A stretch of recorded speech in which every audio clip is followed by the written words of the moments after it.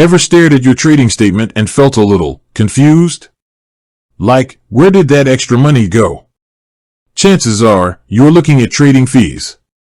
And if you're using Questrade or thinking about it, understanding those fees is absolutely crucial. Because let's be honest, nobody wants to see their profits eaten away by hidden costs. So, today, we're diving deep into the world of Questrade's trading fees. We'll break down everything, from commissions on stocks and ETFs to account fees and other potential charges. By the end of this video, you'll be a Questrade fee expert, ready to make informed decisions about your investments. Now, before we jump into the specifics, it's important to understand why brokers charge fees in the first place. Think of them as the cost of doing business. Brokers provide the platform, the technology, the research tools, and the regulatory oversight that allows us to buy and sell securities. In exchange for these services, they charge fees. It's how they keep the lights on. Different brokers have different fee structures. Some might offer commission-free trading on certain products, while others charge a flat fee per trade. Some have monthly or annual account fees, while others don't. This variety can make it tricky to compare brokers, which is why understanding the specifics of each one, like Questrade, is so important. Let's start with the most common type of fee, commissions. These are charged when you buy or sell a security, like a stock or an ETF. With Questrade, the commission structure is a little different than some other brokers. Instead of a flat fee per trade, they use a tiered system based on volume. For stocks, the commission starts at 1 cent per share, with a minimum of $4.95 and a maximum of $9.95 per trade. This means that if you buy 100 shares of a stock, you will pay $1 in commission. However, if you buy 500 shares, you will pay $5. And if you buy 1,000 shares or more, you will pay the maximum of $9.95. Now, what about selling? The commission structure is the same. 1 cent per share, with a minimum of $4.95 and a maximum of $9.95. So, if you sell those same 1,000 shares, you'll again pay $9.95. This means a round-trip trade, buying and then selling, could cost you up to $19.90 in commissions. It's important to note that these commissions apply to North American stocks and ETFs. For international stocks, the fees are different, and we'll touch on those briefly later.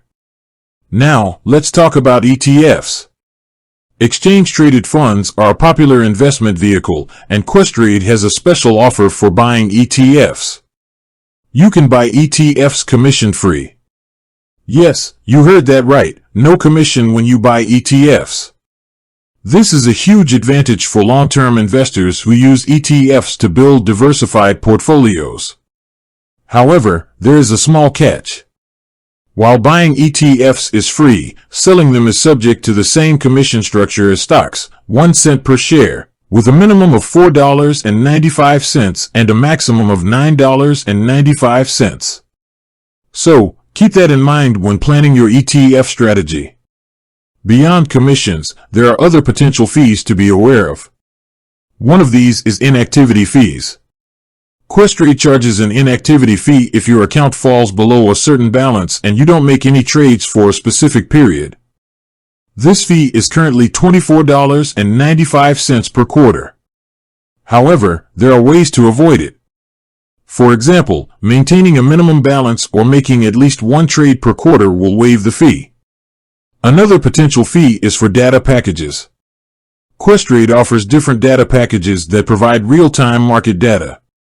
While basic market data is included, if you want more advanced features, like Level 2 data, you'll need to subscribe to a paid package. These packages vary in price depending on the level of data you need. There are also fees for certain account activities, such as transferring your account to another broker, withdrawing funds via certain methods, or requesting paper statements.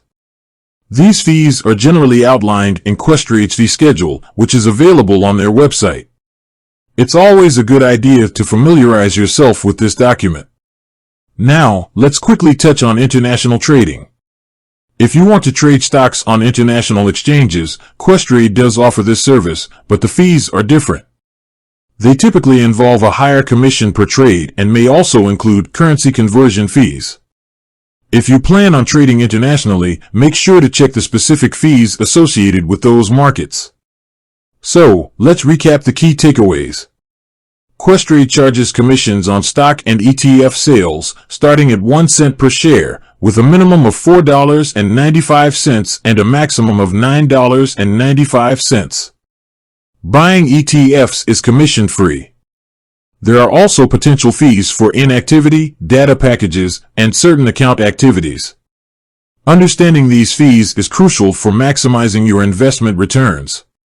By being aware of the costs associated with trading, you can make informed decisions about your investment strategy and avoid any surprises down the line. Remember, even small fees can add up over time, so it's always best to be informed. We've covered a lot of ground today, from commissions on stocks and ETFs to inactivity fees and data packages. We've seen how Questrade's fee structure works and how it compares to some other brokers. Hopefully, this has given you a much clearer understanding of the costs associated with trading on Questrade.